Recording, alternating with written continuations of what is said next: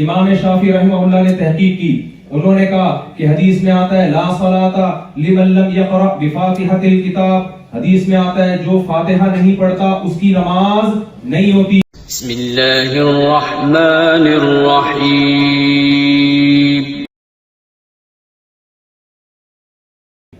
میں ابھی مراکش کی ایک مسجد تھی، وہاں میں نے نماز پڑھتے ہوئے مالکیہ کو دیکھا، وہ ہاتھ کھول کے نماز پڑھ رہے ہیں۔ اب کوئی ان کے سامنے حدیث پیش کرے نبی نے تو ہاتھ باندھ کے نماز پڑھی، آج کل کے جو لوگ کر رہے ہیں نا وہ کیا کر رہے ہیں، نبی نے ہاتھ باندھ کے نماز پڑھی، تم ہاتھ چھوڑ کے نماز پڑھ رہے ہو۔ وہ جواب میں کیا کہے گا، بھائی امام مالک کی رائے کیا ہے، ہاتھ چھوڑ کے نماز پڑھنا، تو فوراً طنز کیا جائے گا، یار تم نے کلمہ امام مالک کے نام کا پڑھا ہے یا نبی کے نام کا پڑھا ہے۔ اس سے ایک نوجوان آدمی کنفیوز ہوتا ہے، وہ یہ سمجھتا ہے کہ مجھے قرآن و حدیث یا اس کو زیادہ آتا ہے، امام مالک کو یہی امیج بنے گا۔ حالانکہ امام مالک وہ حدیث اپنی موطا میں لے کر آئے جس میں ہاتھ باندھنے کا ذکر ہے، پھر بھی فتویٰ کیا دیا،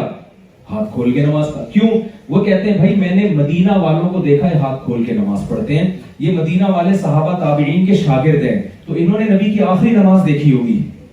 تبھی تو یہ سارے کے سارے ہاتھ کھول کے، تو اگرچہ حدیث میں ہے کہ باندھا ہے لیکن آخر میں آپ نے کیا کیا ہے،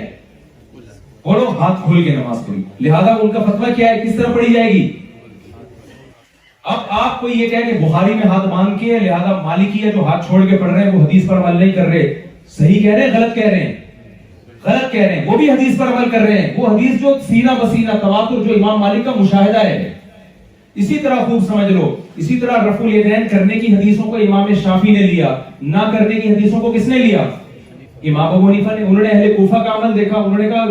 کوفہ میں عبداللہ بن مسعود گئے اور حضرت علی کے شاگرد گئے، پورا اہل کوفہ جو ان کے شاگردوں میں تھا کوئی بھی رفع الیدین نماز میں نہیں کرتا تھا، تو یہ تواتر عملی سے انہوں نے استدلال کیا کہ نبی کی آخری نماز ترک کرنے کی تھی۔ لیکن امام شافعی نے اس قولی حدیثوں کو دیکھا تو سب قرآن و سنت ہی کو فالو کر رہے ہیں، ان میں کسی کے بارے میں یہ کہنا ہے کہ میں قرآن و حدیث کا ٹھیکیدار ہوں باقی سارے اندھے مقلد ہیں، یہ وہ طریقہ ہے جس سے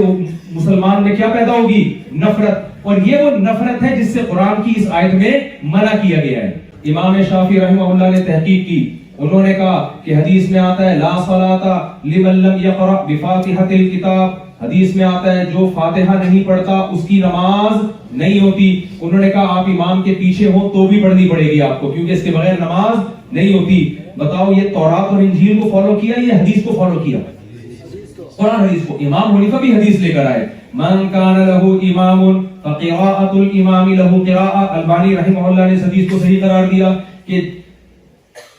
نبی نے فرمایا جس کا کوئی امام ہوتا ہے تو امام کی قراءت مقتدی کے لیے کافی ہو جاتی ہے۔ تو یہ جو لوگ کہتے ہیں نا ہم قرآن حدیث کو مانتے ہیں، ابو حنیفہ کو نہیں مانتے، اس کا مطلب ابو حنیفہ تورات اور انجیل کو مانتے تھے، آپ کس کو مان رہے ہو، یعنی وہ کسی اور چیز کو مان رہے تھے، وہ بھی تو اسی قرآن حدیث کو مان رہے تھے۔ بات یہ کہ ایک آپ کی تحقیق ہے، ایک ابو حنیفہ کی، ایک شافعی کی، ان کی تحقیق میں غلطی کا امکان کم ہے، آج کے اسکالرز کی تحقیق میں غلطی کا امکان زیادہ ہے۔ انہوں نے صحابہ تابعین تابعین کو اپنی آنکھوں سے دیکھا ہے نمازیں پڑھتے ہوئے۔